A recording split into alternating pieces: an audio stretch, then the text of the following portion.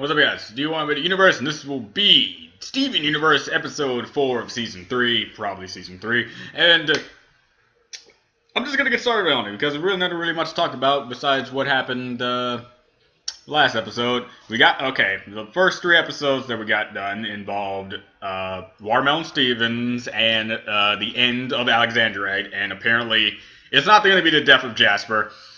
I'm pretty sure it's not. That would be too anticlimactic. So anticlimactic, I would be really disappointed in this show. So Jasper's just in like a hole somewhere. She'll come out when she feels like it.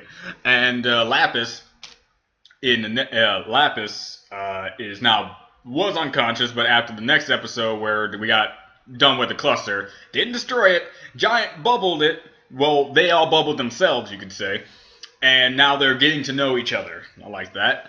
And now we have Lapis. In the last episode, Lapis is now here, and now she's about to be, with Peridot.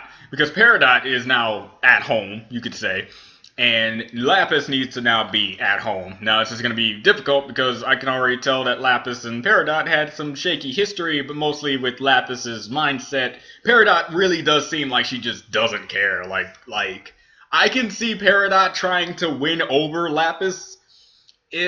But I can see Lapis. I already said this in my last reaction, which I think will be uploaded along with all this stuff. So I already said this. I can see Peridot trying to get on Lapis's good side, while Lapis is being the tsundere / just downright just actually mad at her, not tsundere mad, like legit mad at her, and not accepting any of her friendship offerings. While Steven needs to be the person to bring them closer together, because Steven, as we all know, is a gem unifier or something. Gem unifier. I think that's a good way to pronounce it, Steven, because he just got an entire cluster of billions of broken gems and now start to get to know each other inside of a giant bubble in the middle of the earth. Well, it's not actually in the middle of the earth, somewhere in this area. So, whatever. We're gonna get started. 3, 2, 1 now. Oh yeah, by the way, Google Drive. Forgot. Google Drive, down below in the link in the description. Check it out right there. It's going to be beginning and middle for YouTube, so if you want to hear my end review thoughts, come back once you're done. Yeah. Okay. 3, 2, 1 now. Alright, this should be after the reaction. And, alright, I was right about how Lapis was going to be pretty much a tsundere to Lapis's dere. And for those of you who don't know who a dere is basically a straightforward, loving type of character, aka no BS when it comes to their feelings. Okay, I like that, and plus that's my favorite dere. Apparently, Noble likes that type of dere as well, which is great because they no BS. In the end, Lapis didn't like Peridot for past events. Peridot is way beyond it, saying it's past is the past, but she handles it so weirdly. Okay, first mistake was just, the letter. She didn't know how to really express into real words about how she felt bad about what happened and how she wants to bury it in the past and look forward to the future events. Getting a lake, even though, she's been kind of trapped in the bottom of the ocean for a long time, apparently months. And a present without much context to the present. Mostly just getting a present for the sake of giving a present, not much for sentimental value, even though it had sentimental value and she believed it had sentimental value. And Lapis was just being cold, which makes sense.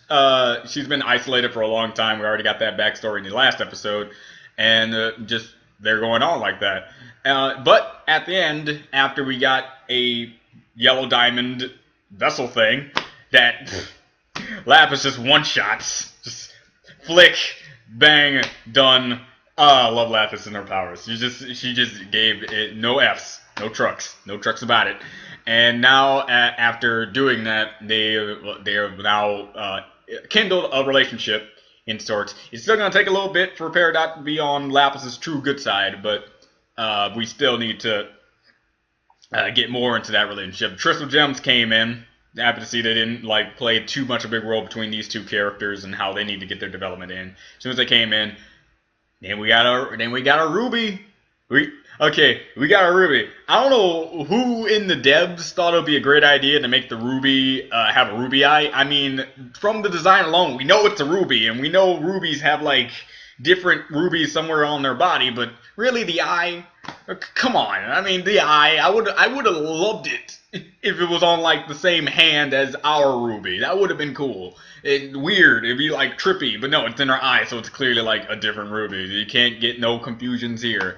But I'm happy. I'm actually kind of happy they're not doing that trope. You know, the trope of, oh, now we have two of the same thing. We don't know who's the real one. If the garden happened to not be garden anymore, blah blah blah blah. It's deception.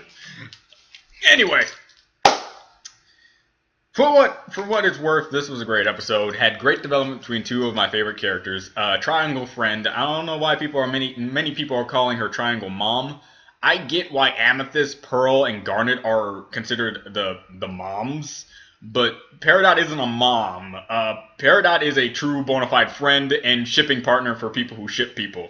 So that's what I see for Peridot. Peridot is the straight up friend. Like, they have friendship conversations, like that sort of thing. Garnet, Amethyst, and Pearl are the three types of moms. To me, Peridot's a friend along with Lapis. She's... What kind of shape would she be? Like blue? Blue isn't a shape, but you know, that just went straight to blue for some stupid reason. So, anyway, I have to say that they're the friend types, not the mom types. Do you really look at Peridot, even though she's almost like an inch taller than Steven or something? Not even probably an inch taller, probably an inch shorter. I need to look at the proportions more, but I think it's because of the hair.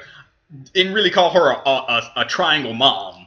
No, that's not how that works. Not for me. I don't see that as a dynamic, not at all. Unless you want to call it a lolly, and a lolly is a small girl look-alike, but she's way older than what she looks, and it's a type that you should not look up on the internet. It's not right. You will not feel right for yourself. But for Peridot, I say straight up friend. Love the development between her and Lapis, seeing they can get like a kind of relationship. And now we have a Ruby coming out of the Yellow Diamond thing, and Yellow Diamond is starting to make her way over to Earth. See how this is going to turn out. Luckily, the newest episode came out right now, so I'm about to get started on that, and that should be uploaded already too. So you should already be going over there and seeing it. Go and see it. Go! I'm not going anywhere. Go!